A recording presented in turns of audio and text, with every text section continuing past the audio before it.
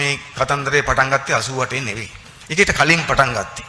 මේක ඇත්තටම 1978 පටන් ගත්තේ. මේක 78 90 කාලේ දක්වා තියෙන විශාල පරාසයක කතන්දරයක් මේ තියෙන්නේ. ඒ නිසා ඒ නොදන්නා අයගේ දැන ගැනීම සඳහා අපි කියන්නේ මේක 78 90 දක්වා විශාල කාල පරිච්ඡේදයක මහා දැවැන්ත භීෂණයක් අපේ තිබ්බා ජයවර්ධන ප්‍රේමදාසගේ භීෂණය. ඒක තමයි ඇත්ත. මේ භීෂණය තමයි ජයවර්ධන ප්‍රේමදාසගේ භීෂණය. පටන් ගත්තේ 78 ඉවර වුණේ 90ක් බහුවලා ගිහිල්ලා. ඒ නිසා ඒ ඉතිහාසය හරියට අපි තේරුම් ගත යුතු තියෙනවා. 88 තියෙන එක ඇතුලේ පොඩි කෑල්ල. කොහොමද සිද්ධ වෙන්නේ? අපි කවුරුත් දන්නවා මේක පටන් ගන්නනේ විධායක ජනාධිපති ක්‍රමයක් එක්ක. ඔබ දන්නවා ජයවර්ධන 1977 බලයට ආවා. 6ක බලයක් කරන් පාර්ලිමේන්තුවේ. ඊට පස්සේ ඔහු අපේ රටේ ව්‍යවස්ථා වෙනස් කරලා අපේ රටට අලුත් ව්‍යවස්ථා ක්‍රමයක් හඳුන්වා දුන්නා.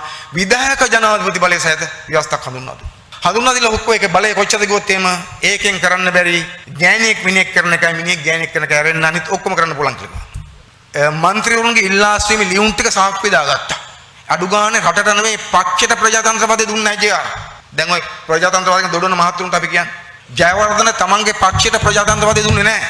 මන්ත්‍රීවරු හැමෝගෙම ඉල්ලාස්වීමේ ලියුමක් කරන් සාක්ෂි දාගත්තා. ඒ මන්ත්‍රී කතාරොත් එම දිනයක් දැම්මා.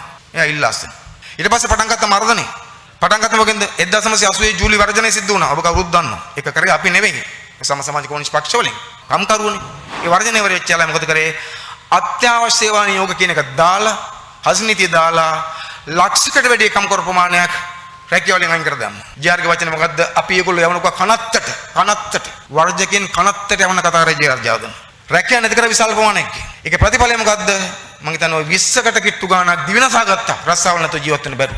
එහෙම පටන් ගත්තා. ඊට පස්සේ වැඩ වර්ධන වලට උද්ඝෝෂණ ගහන්න වෙන මැරකණ්ඩායමක් හැදුවා. මැරකණ්ඩායමක් 1978 වෙනකොට මැරකණ්ඩායමක් හැදුවා. ජාතික සේවක සංගමයට සම්බන්ධ වෙලා හිටපු ඔය වරායේ CTBK වගේ ආයතන වල වැඩ කරපු එක්සත් ජාතික පක්ෂයේ කිට්ටුම කණ්ඩායම් අරගෙන මැරකණ්ඩායමක් හැදුවා. බයිසිකල් චේන් දීලා පොළු දීලා. ඒ මැරකණ්ඩායමට උපාලි විජේවර්ධනගේ පත්තරේ ඔය දිවයින පත්තරේ නමක් දැම්මා. මොකක්ද නම? තක් සංස්ථාව කියලා. තක් සංස්ථාවේ නම දාලා අපි නෙවෙයි නම දැම්මේ. උපාලිගේ පත්‍රය නම දැම්මේ. තක් සංස්ථාවක් හැදුවා. කොතන හරි වැඩ වර්ජනයක් සිද්ධ වුණොත් උද්ඝෝෂණයක් වුණොත් පාරේ පිකට්ටයක් කරොත් එහෙම එතෙන්ට පැනලා ගැහුවේ ඒගොල්ලෝ හමුදා පොලිසිය ආවේ නැහැ. මැරව දාලා ගැහුවා. එහෙම තමයි ආවේ. 80 ජූලි වර්ජනයට කලින් පටන් ගන්න කලින් ඒ වගේ මැරව ගහලා සෝමපාල කියලා කම්කරුවෙක් මරා දැම්මා. දැන් ඉතිහාසෙ කවුද කතා කරන්නේ? උද්ඝෝෂණයක් කරාම මැරව දහලා සෝමපාල කියලා කම්කරු සහෝදරෙක් ඝාතනය කරා. ජර්ගේ ආණ්ඩුව පටන් ගත්තේ එහෙම ඝාතන ගණන් ලයිස්තු හදනවා නම් අපි කියනවා ලයිස්තු හදන කට්ටියට එතනින් පටන් ගන්නකො. ඒක සෝමපාල සහෝදර ඝාතනය කිරි. ඒකෙන් පටන් ගත්තා. ඊට පස්සේ රට පුරාම ඇමතිවරු කණ්ඩායමක් හිටියා මැර ඇමතිවරු. හැම දිස්ත්‍රික්කයකම මැර ඇමතියෙක් හිටියා. කාටවත් දේශපාලන කරන්න දුන්නේ නැහැ. ඒ කාලේ අපි 1977 පස්සේ ප්‍රසිද්ධ දේශපාලන කරන්න පටන් අරගෙන රැස්වීම කරන්න දුන්නේ නැහැ. මට මතක වේ කැකිරාවේ හිටියා මැර ඇමතියෙක් මහින්ද සෝම. අපේ අනුරාධපුරේ සෞතුරු දාන්න පරම සෞතුරු දාන්න කැකිරාවේ. කඩුවෙල හිටියා පෝල් පෙරරා. කාටවත් දේශපාලන කරන්න දුන්නේ නැහැ. මයංගනේ හිටියා අපේ සමන් සහෝදරත් අහලා තියෙන දන්නවා. කැප්ටන් සනිවර රත්න දේශපාලන කරන්න දුන්නේ කාටවත්. මම මේ නමක් දෙකක් කියන්නේ මතක් වෙන ඒගොල්ලන්ට. ඒ වගේ අර ප්‍රාදේශීය අධිපතිත්වය දක්වතු මැර ඇමතිවරු හිටියා ජාර්ගේ කාලේ. රැස්වීම කරන්න දෙන්නේ නැහැ. උද්ඝෝෂණයක් කරන්න දෙන්නේ නැහැ. පාවට බහින්න දෙන්නේ නැහැ. එහෙම බීසුණු පාලනයක් කරන් ගියේ ඒගොල්ලෝ. ඒ භීෂණය නොදන්න අය තමයි දැන් මේ 88 භීෂණයක් ගැන කතා කරන්න පටන් ගන්න තියෙන්නේ. ඊළඟට එතනින් නතර වුණේ නැහැ. 1981 ආවස් ඡන්දයක් සංවර්ධන සභාවේ ඡන්දය කියලා. සංවර්ධන සභාවේ ඡන්දය. එකපාරයි තිබුණේ ඒක. දිස්ත්‍රික් සංවර්ධන සභාව. ඒ දිස්ත්‍රික් සංවර්ධන සභාවේ ඡන්දෙදී යාපනයට ගිහිල්ලා මැරෙව්. ආණ්ඩුවේ මැරෙව් ගිහිල්ලා යාපනයේ ඡන්ද පෙට්ටි කොල්ල කෑවා. සමහර ඡන්ද පෙට්ටි තාමත් හොයන්න බෑ. ගෙනි තිබ්බ විනාශක රහිතරක් නෙවෙයි. ආසියා දකුණු ආසියාවේ වටිනාම පුස්තකාලේ යාපන පුස්තකාලේ ගෙනි තිබ්බා. ගෙනි තිබ්බද නැද්ද? අපේ රටේ කැලලක් මේ තියෙන අපිට මොකද්ද? යාපන දිවිච්ච වටිනාම පුස්තකාලේ ගෙනි තිබ්බා එක්සත් ජාතික පක්ෂ ඇමතිවරු ගිහිල්ලා. සාමාන්‍යයෙන් ඒ කාලේ කියනවා මේකට ගියේ ගාමිණීලා 3 දෙනෙක් කියලා. ගාමිණීලා 3 දෙනෙක්. කවුද? ගාමිණී සානායක, ගාමිණී ජයප්‍රම පෙරේරා, ගාමිණී ලොකුගේ. ඒගොල්ලන්ගේ නායකත්වය තමයි මේ ගෙනි තිබ්බේ. මහ විශාලක්. උතුරේ මහා දැවැන්ත යුද්ධයක් නිර්මාණය වීමටත් ඒක හේතුවක් වුණා. ඒගොල්ලන්ගේ හදවත ගෙනි තිබ්බේ. පුස්තකාලයක් ගෙනි තිබ්බා. කල්පනා බලන්න. දැන් බගදසල ඔය රයින් වික්‍රමසිංහ අඬ හිටියන මිනිහාගේ අර ගෙදර ගෙනි ගත් වෙලාවේ පොත් එක පිච්චුණා කියලා. හැබැයි රයින්ලා ගෙනි තිබ්බේ කාලෙක කොහමද? යාපනයේ හදවත වෙච්ච පුස්තකාල ගෙනි තිබ්බා. ප්‍රචණ්ඩත්වයේ පටන් ගත්තේ ඒවෙන්. 1981 ගෙනාවා අධ්‍යාපන විනාශ කරන ධවල පත්‍රිකාවල එකක්. ඔය රනිල් ගෙනාවේ. ඒක රනිල් අධ්‍යාපන තරුණ ඇමතිකම තරම් කාලේ. මේ රනිල් ගෙනාව එකක්. ඒකට එරෙහිව අධ්‍යාපනය ආරක්ෂා කරන තරුණ මේ විශ්වවිද්‍යාල පාරට ආවම ඒ ශිෂ්‍යන්ට ගැහුවා. අස්පියෝ දාලා ගැහුවේ. අස්පියෝ පිට නැවිලා ගැහුවේ. මර්ධනය ආවේ එහෙම. හැබැයි ඒ කාලේ ශිෂ්‍ය සංගමයේ තිබුණේ අපේ නායකත්වයෙන්. හැබැයි අපි සමත් වුණා ඒ පහර කාගෙන ධවල පත්‍රිකා පරද්දන්. ජී.ආර් පළවෙනි උතාට පෙරදුනේ ශිෂ්‍ය ඉස්තරයිදා.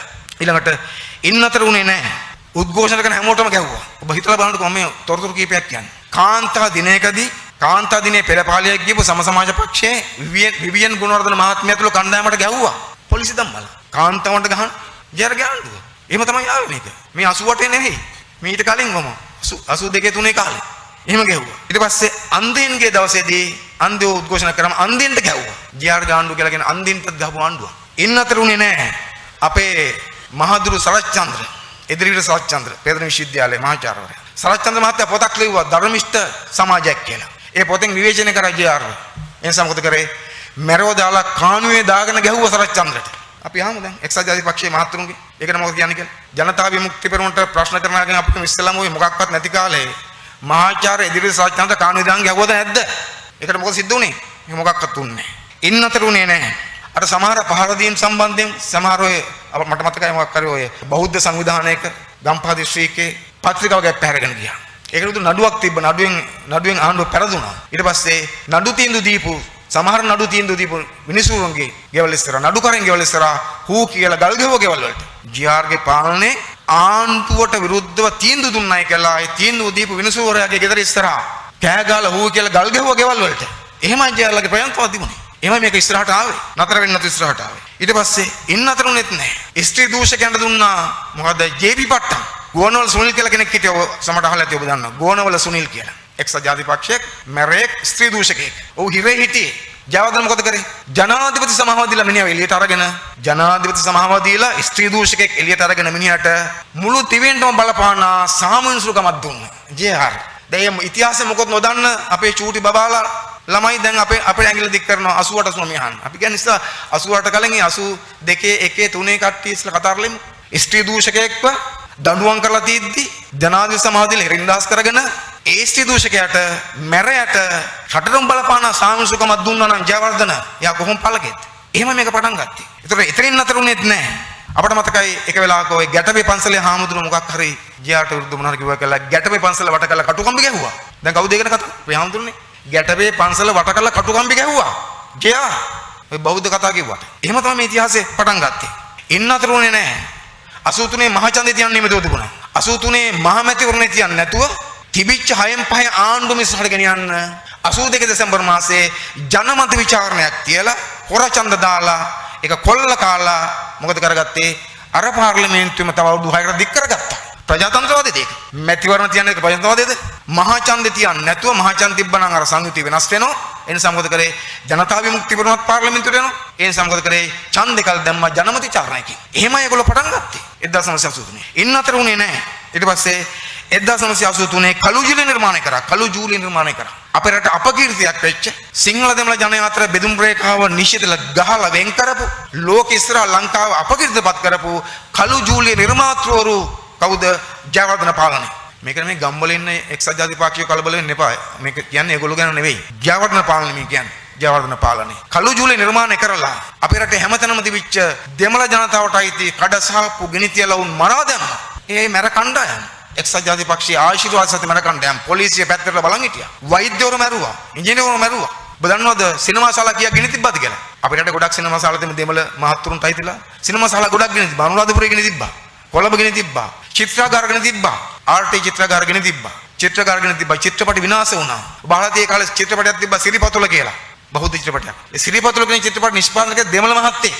මට මතක වෙන්කට් වගේ නම. එයාව ඝාතනය කරා. ඝාතන කරද්දී කිව්වලු මම තමයි සිරිපතුල හැදුවේ කියලා. ඒවා හැව්වේ අර මැරෙව. සිරිපතුල චිත්‍රපට නිෂ්පාදනය කරපු දෙමළ මහත්තයවත් මැරුවා. එහෙමයි පටන් ගත්තේ. ඒ විශාල විනාශයක් කරා. අපි ආම ඒගොල්ලන්ගේ 83 කීයක් කොච්චර දේපල පිච්චුවද කියලා. පුච්චපු දේපල ගන්න. ඒ මැරෙව මේ රටේ ජනතාවගේ දේපලනේ. දෙමළ ජනතාවට අයිති වුණා රටේ දේපලනේ ඒවා. කඩසාප්පු, චිත්‍රපට ශාලා, චිත්‍රාගාර කොච්චර විශාලද? මිනිස්සු කොච්චර මැරුවද? තේරුම් ගන්න. එහෙම මරලා ඊට පස්සේ මොකද කරේ? ඒ කළු ජූලිය පාවිච්චි කරලා දේශපාලන පක්ෂ තුනක් තහනම් කරා. තේරුමක් නැතුව. ජනතා විමුක්ති පෙරමුණ, කොමියුනිස්ට් පක්ෂය, නව සමාජවාදී. ওই පක්ෂ තුන තහනම් කරා. තහනම් කරලා අර දෙක පස්සේ අයින් කරා. ජනතා විමුක්ති පෙරමුණේ තහනම දිගටම පවත්වාගෙන ආවා. මොකද අපි කරපු වරද? අපි කිසි වරදක් කරලා තිබුණේ නැහැ. අපිට නඩුවක් තිබුණේ නැහැ මොකක්වත්. අපි ජූලි කලබල සම්බන්ධයි කියලා කවුරක්වත් මොකුත් අපිට කියලා තිබුණේ නැහැ. එහෙම නඩු මොකක්වත් නැහැ. හැබැයි තහනම දිගට කරගෙන ආවා. ඒ කියන්නේ මොකද්ද? ජූලි කලබල ඒගොල්ලෝ ජූලි කලබල ඇති කරලා ඒක උපයෝගී කරගෙන ප්‍රජාතන්ත්‍රවාදී ලෙස දේශපාලන කරපු දේශපාලන ව්‍යාපාරයක් තහනම් කරා. අපි අහනවා සමාජයෙන් යුක්ති කරපු මිනිස්සුන්ගෙන් ඒකට මොකද කියන්නේ ඔයගොල්ලෝ? 1988 89 ඇඟිලි දික් කරන්න කලින් අපි අහනවා මේ හැම කෙනාගෙන්ම 1983 ජනතා විමුක්ති පෙරමුණ තහනම් කිරීම ගැන ඔබ මොකද කියන්නේ? ඒකට උත්තරයක් දෙන්න අපිට. නිකන් නොදන්න කතා කියන්න කලින් ඒකට අපිට උත්තරයක් දෙන්න. ඒක වැරදි. ඒක දේශපාලන කුමන්ත්‍රණයක්. දේශපාලන වශයෙන් අපිට මොන දෙයක් නිසා පක්ෂ තහනම් කරලා අපිව මර්ධ කරන්න උත්සාහ කරා. ඉන්න අතර වෙන්නේ නැතුව අපේ පක්ෂයේ නායකින්ගේ ඔළුවට රුපියල් 50000 ගන්න ලන්සු තිබ්බා. ඔබ දන්නවා. රෝහණ විජේවීර උපදේශක ගමනායක සෝමන් සමරසිංහ වගේ 5 දෙනෙක්ගේ නම් වලට කිව්වා මේ 5 දෙනාම අල්ලා දීපුවාට රුපියල් 50000 ගන්න දෙනවා කියලා. අපේ රටේ කවුරුවක්වත් ඒ 50000 ගන්න ගියේ නැහැ. එහෙම පටන් ගත්තා ඒගොල්ලෝ. ඊට පස්සේ මර්ධනය දිගින් දිගට ආවා. පෝස්ටර් ගහන සහෝදරු මරන්න පටන් ගත්තා. එහෙමයි ආවේ. තහනම් කරාම අපරද විචයිතිය අපි තහනම් මොනතක දේශපාලනය කරා. මොකක්ද දේශපාලනේ? අපි කරේ තහනම් ඉවත් කරගෙනම දේශපාලනේ. අපි පළවෙනි අවුරුද්දේ පෝස්ටර් ගේ මාත් ගැහුවා. මොකක්ද ගැහුවේ? ජනතා විමුක්ති පෙරමුණේ තහනමට වසරයි තහනම වහ ඉවත් කරනවා. ඔක ගැහුවේ. හැබැයි එහෙම ගහන සහෝදරුන් අරන් ගිහලා මැරුවා. ඔබ දන්නවා අනුරාධපුරේ සහෝදරයෙක් ඝාතනය කළා යන. එහෙම මේක ආවේ. ඊට පස්සේ එහෙම වෙලා තමයි 1987 මොකද්ද ඉන්දු ලංකා ගිවිසුම අත්සන් කරන්නේ. ඉන්දියාවට යට වෙලා ගිවිසුම අත්සන් කරනවා. ඉන්දු ලංකා ගිවිසුම අත්සන් කරාම ඊට එරෙහිව මුළු රට පුරාම විරෝධයක් ආවා. ඒක අපි කවුරුත් කරපු එකක් නෙවෙයි. රට පුරා විරෝධයක් ආවා. රජීව් ගාන්ධි ඇවිල්ලා රජීව් ගාන්ධිට තිබ්බ ආචාර පෙළපාලියක් නාවික හමුදාවෙන්. රජීව් ගාන්ධි ආචාර පෙළපාලිය පිළිගන්න වෙලාවේ නාවික හමුදාවට නාවික සෙබලෙක් රයිෆල් බඳෙන් ගැහුවා රජීව් ගාන්ධිට. ජීවිකාරයක් නෙවෙයි. අපේ පක්ෂ කෙනෙක් නෙවෙයි. ඒ ආවේගයට සෙබලා. ඇයි තමන්ගේ රට යටත් කරාම කවුද දරාගෙන ඉන්නේ? එහෙම සිද්ධ වුණේ. දැන් ඉතිහාසය දන්නේ නැහැ මේගොල්ලෝ කවුරක්. එතකොට අන්නේ දවසේ රට පුරාමත් පෙළපාල ගියා. ලක්ෂ ගණන් ජනතාව පෙළපාල ගියා. නිරායුධ ජනතාව. ඒ පෙළපාල වලට වෙඩි තියලා 147ක් මැරුවා. ජාර්ගේ ආණ්ඩුව. අපි අහමු. නිරායුධ පෙළපාල කියපු නිරායුධ පුරවැසියන්ට වෙඩි තියලා උඩින් ඇවිල්ලා වෙඩි තියලා 147ක් මරා දැම්මා. එහෙම පටන් ගත්තේ. අන්න එහෙම ආපු මර්ධනයකට තමයි අපිට සිද්ධ වුණේ ප්‍රතිචාර දක්වන්න. නිසා 88 නිකන් ඉබේ ආවේ නැහැ. එතකොට අපි තහනම් ව්‍යාපාරයක් නිසා අපට සිද්ධ වුණා එකට කොහොමද රයිට් ඒ විදිහේ ප්‍රතිචාරයක් දක්වන්න. නිසා 1988 කියලා කියන්නේ ක්‍රියාවක් නෙවෙයි ප්‍රතික්‍රියාවක්. ඒක මතක තියාගන්න. අර මහා දෙවන්ත අති බිහිසුණු ප්‍රජාතන්ත්‍ර විරෝධී පාලනයට අපි දක්වපු ප්‍රතිචාරය. ඒ විතරක් නෙවෙයි කාලේ ඒගොල්ලෝ මොකද කරේ? ඒගොල්ලෝ අපේ රටේ ජනතාව ඝාතනය කරන්න නිල නොවන හමුදා ගොඩක් හැදුවා. මොනවද හැදුවේ? කොළ කොටි හැදුවා. ඒක කළු බලලුද මොකුද කහ බලලුද කියලා වර්ගයක් හිටියා. ශ්‍රා හිටියා, ප්‍රා හිටියා. ඒ જાතියේ නිල නොවන හමුදා හදාගෙන දහස් ගණක් අපේ රටේ තරුණ පරපුර ඝාතනය කරා. විශ්වවිද්‍යාල ශිෂ්‍ය කොච්චර මැරුවද? මරා දැම්මා. විශ්වවිද්‍යාලේ යාම මරණවරෙන්තුවක් වුණා ඒ කාලේ. එහෙම සිද්ධ වෙලා තිබුණේ. සම්බන්ධකම් මොකක්වත් නෙවෙයි. ඊට පස්සේ බොහෝ ඝාතන කරලා ඒවා තහනම් වෙලා තිබිච්ච අපි මත පැටවුවා. මම ප්‍රධාන කීපයක් කියන්නම්. එකක් ඔය විජය කුමාරතුංග ගැන කතා කරනවා. චන්ද්‍රිකා කුමාරතුංග මහත්මිය ප්‍රසිද්ධිය කියලා තියෙන වෙලාවක විජය කුමාරතුංග ඝාතනය සම්බන්ධ හොයපු කොමිසමේදී තහවුරු වුණා කියලා විජය කුමාරතුංග මරු එක්සත් ජාතික පක්ෂෙන් කියලා. දැන් එයා ওই වචන වෙනස් කරාට ප්‍රසිද්ධිය කියපු එකක් තියෙනවා. ඒක ඔය මොකද Facebook වල තියෙනවා බලන්න පුළුවන් ඔයගොල්ලන්ට. එහෙම කිව්වා යා. ඊළඟට අපි කවුරුත් දන්නවා ප්‍රේමකිරි දල්විස් මහත්තයා. ගීත රචකයෙක් වෙච්ච සුන්දර මිනිස්සෙක් ප්‍රේමකිරි දල්විස් මරලා ඒක අපි පෙර දැම්මා. හැබැයි ප්‍රේමකිරි දල්විස් මහත්තයාගේ නෝනා දරුවෝ ප්‍රසිද්ධිය කිව්වා 3-4 පාරක් මට මතකයි මහින්ද රාජපක්ෂේ මූණට කිව්ව එක පාරක් මොකද්ද? ඒවා මරපු කෙනා තාම ආණ්ඩුවත් එක්ක ඉන්නවා කියලා. ඒත් ඔය ගීත ක්ෂේත්‍රේ නැත්නම් ගුවන්විදුලි ක්ෂේත්‍රේ තාමත් ප්‍රබලයි. ඒ පුද්ගලික පරිගණන වලට එහෙම ඝාතන කරේ. එහෙම ඝාතන කරලා තහනම් වෙච්ච අපි මත ඔක්කොම දැම්මා. සයි වෙන්නේ මහා දැවැන්ත බිහිසුණු ව්‍යාපාරයක් ගෙනිච්චා. ගෙනලා 60000කට කිට්ටු ගාණක් අපේ රටේ ජනතාව මරා දැම්මා. එහෙම මරා දාපුවා තමයි අපෙන් අහන්නේ ගාණ කීයද කියලා. ඉතිහාසෙට ඒගොල්ලෝ අයිති නෑ වගේ. ඒකට ප්‍රතිචාර දක්වද්දී අපි හැමදාම පිළිගන්න මොකද්ද? ඒකට ප්‍රතිචාර දක්වද්දී අපේ අතිනොත් අපේ අතින් කියන්නේ කවුද? ඒකට ප්‍රතිචාර දක්වපු අපේ බිම්මට්ටමේ සහෝදරු අතිනොත් කිසියම් වී යුතුනේ දේවල් වෙලා තියෙනවා. අපි ඒක පිළිගත්තු ව්‍යාපාරයක්.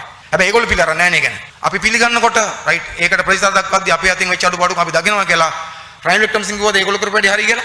නැත්නම් අඩුපාඩුවක් තියෙනවා කියලා? රයින් වික්‍රමසිංහ කිව්වේ නෑ. ඒගොල්ලෝ කරපු වැඩි අඩුවක් තියෙනවා කියලා. ඒගොල්ලෝ ඒක ගැන කතා කරන්නේ නැහැ. ඒගොල්ලන්ට අයිති නැහැ වගේ යන්නේ. හැබැයි අපි දන්නවා ඒ කාලේ රට පුරාම වදකාගාර විශාල ප්‍රමාණයක් පවත්තන් ගියා ඇමතිවරු.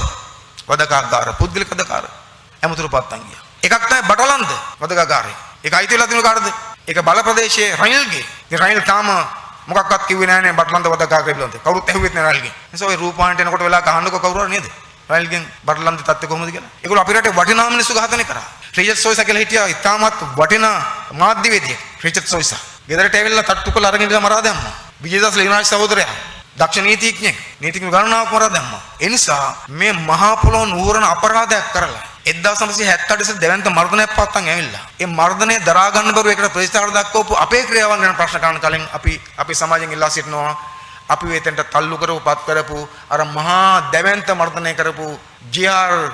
ප්‍රේමදාස පාලනයේ ලොක්කෝ ගැන ප්‍රශ්න කරන්නේ නැද්ද කියලා ප්‍රශ්න කරනවා. ඒ නිසා ඉතිහාසය වැරදියට විකෘති කරලා මේ ප්‍රශ්න කරන එක වෙනස් කරන්න ඕන. අපි ඔප්පු කරලා තියෙන 1990න් පස්සේ ඊටම දුෂ්කර කොන්දේසි මැද්දෙත් අපිට ප්‍රචණ්ඩ නොවි දේශපාලන කරන්න පුළුවන් කියලා. ඔබ කවුරුත් දන්න 1990න් පස්සෙත් අපේ සහෝදරු ඝාතනය වුණා. 1990න් පස්සේ අපි 94න් පස්සේ දේශපාලන කරද්දි 95 96 කාලේ අපි කොළඹ දිස්ත්‍රික්කයේ චම්මික සුවන්ත කියලා සහෝදරෙක්ව පෝෂ ගහද්දි ගහලා මැරුවා. ඔය SB ගේ මැරේ. සිරිදාස කියලා අපේ සහෝදරයෙක්ට උද්ඝෝෂණයකදී දීලා මැරුවා. මේ මාතලේදී අපි දිසා සහෝදරයා දන්නවා ඒක. ඊට පස්සේ නයිදුවා වඩු කියලා අපේ අම්බලන්ගොඩ සහෝදරයෙක්ට ගහලා මැරුවා. මේ මහින්ද රාජපක්ෂගේ ගෝලියෝ ගහලා.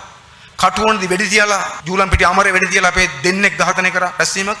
අපි ප්‍රචණ්ඩකාරී වුණේ නැහැ. ඒගොල්ලෝ එහෙම කරාට. එහෙම ඉතිහාසයක් තියෙන්නේ. මේ මුළු ඉතිහාසයම පැත්තක දාලා මොකක්ද දැන් මේ 88ක් 89ක් ගැන කතා කරන නිසා අපි කියන්නේ මොකද්ද 88 89 ගැන කතා කරනවා නම් ඒක වෙනම කතා කරමු. මොකද අපිත් කැමති ඒ කතා කරන්න හරියට දිගෑරලා දිගපළලත් එක්ක. මොකද එහෙම කතා කරොත් ඔය ආණ්ඩු කරන බොහෝ දෙනාට ඉන්න වෙන හිරගෙවල් ඇතුලේ. දැන් අපිට ඝාතන කියනවනේ. ඉතින් නඩු දාන්න තිබ්බනේ. දැන් ජනතාව විමුක්ති ප්‍රණ අපිට කාටවත් එහෙම නඩු දාලා දෙනවා මිනිමරුන් චෝදනා වලට. එහෙම දාලා නැහැ. ඒ නිසා දැන් මේ පරාජයට කිට්ටුනාම පරාජයෙන් යූරු වැටිලා අතට මොකක්වත් අහුවෙන්නේ නැතුනම අපිට පහර දෙන අවියක් 88 89 අරගෙන ගහන අයට අපි කියනවා ඊට පස්සේ ඒකට ලෑස්ති වෙන්න මොකද අපි මේ ඔක්කොමත් අරන් එන්නම් ඔයගොල්ලෝ ගාවට ඔක්කොමත් අරන් එන්නම් කියලා. සාදෙන සෞදුරුනේ අපි තේරුම් ගන්න ඕන කම තියෙනවා අද සතුරු කලබල වෙලා තියෙන්නේ. ඒගොල්ලෝ කලබල වෙලා දැන් උත්සාහ කරමින් ඉන්නවා ජනතා විමුක්ති පෙරමුණ සහ විශේෂයෙන්ම ජාතික ජන බලවේගයේ යන ගමන් මග නතර කරන්න.